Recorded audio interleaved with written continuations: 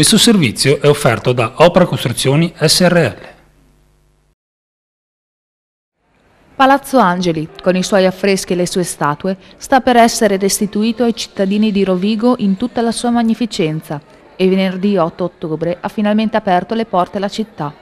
Il restauro, secondo me, fa parte di un pezzo di vita che uno vive insieme con il monumento.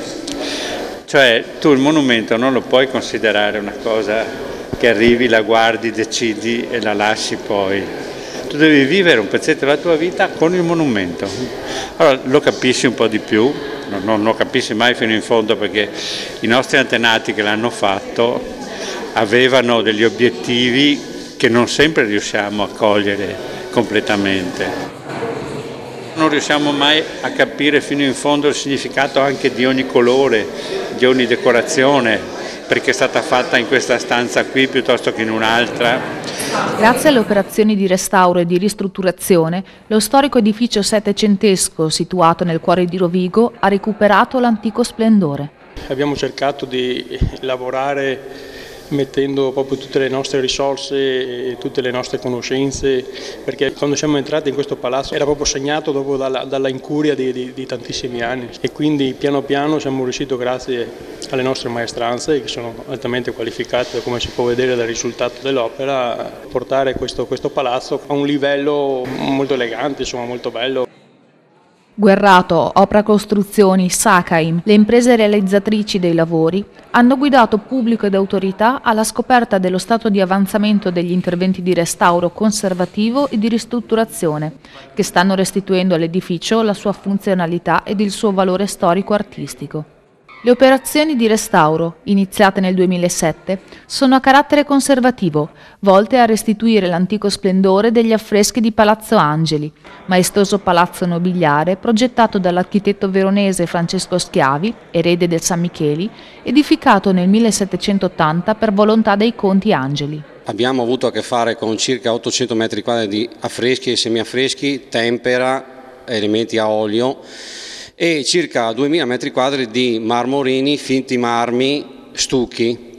La condizione dell'edificio era alquanto pessima e noi abbiamo praticamente ricostruito per ogni stanza circa il 30% di quelle che erano le decorazioni che voi adesso potete ammirare. Allora, innanzitutto abbiamo fatto una campagna stratigrafica e conoscitiva, quindi tutte le stanze sono state fatte delle indagini stratigrafiche per vedere i vari strati dell'intonaco, quindi la morfologia dell'intonaco stesso, in maniera tale da avere una descrizione esatta di tutto quello che c'è sotto a quello che voi vedete adesso. E sono stati anche indagati praticamente i leganti delle pitture, in modo da essere sicuri sui materiali che andiamo a usare che siano i più compatibili possibili con l'originale. Dopo è iniziato tutto con la pulitura di tutte le stanze, le statue, tutto quello che vedete in pietra era stato tutto verniciato di un colore grigiastro. Poi è stato fatto il consolidamento di tutte le stanze e dopo è partito il ritocco, infatti se vedete anche qua si sta terminando il ritocco, nelle parti in marmorino finto sono stati ricreati praticamente tutte le parti originali ad imitazione, mentre per le parti affrescate sono stati fatti un ritocco rigatino in maniera tale che da distante si vede la percezione estetica non cambia, invece se vai vicino si vede proprio il ritocco, cioè il riconoscimento del ritocco. Dal 1876 appartiene al comune che lo ha adibito nel corso degli anni a sede della prefettura e questura, ma il futuro di Palazzo Angeli sarà l'istruzione. Il palazzo dovrebbe ospitare tra circa un anno la sede della facoltà di giurisprudenza, dovrebbe riuscire a contenere circa 450 studenti. Durante la visita sono state percorse le stanze più significative, prime fra queste il Salone Nobile. Gli affreschi qui presenti, che da un lato raffigurano Orfeo ed Euridice, dall'altro Giove di Sione, sono da attribuire a Giovanni Battista Canal, nipote del famoso Canaletto. Un'altra stanza particolarmente interessante è quella ritenuta la camera nuziale dei conti Angeli. La peculiarità di questa stanza è data dalla tecnica di esecuzione utilizzata dall'artista Vincenzo Gazzotto. Su uno sfondo blu sono ritratte delle grottesche bianche e dei racconti mitologici che narrano la storia di Amore e Psiche, avvalendosi dell'utilizzo di mascherine e stampini.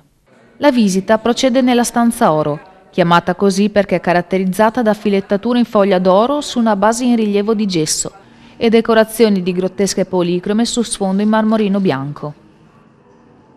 Quella dell'8 ottobre è stata un'occasione unica per gli addetti ai lavori per visitare il cantiere aperto e toccare con mano il lavoro di decine di persone che stanno restituendo a Rovigo un palazzo unico.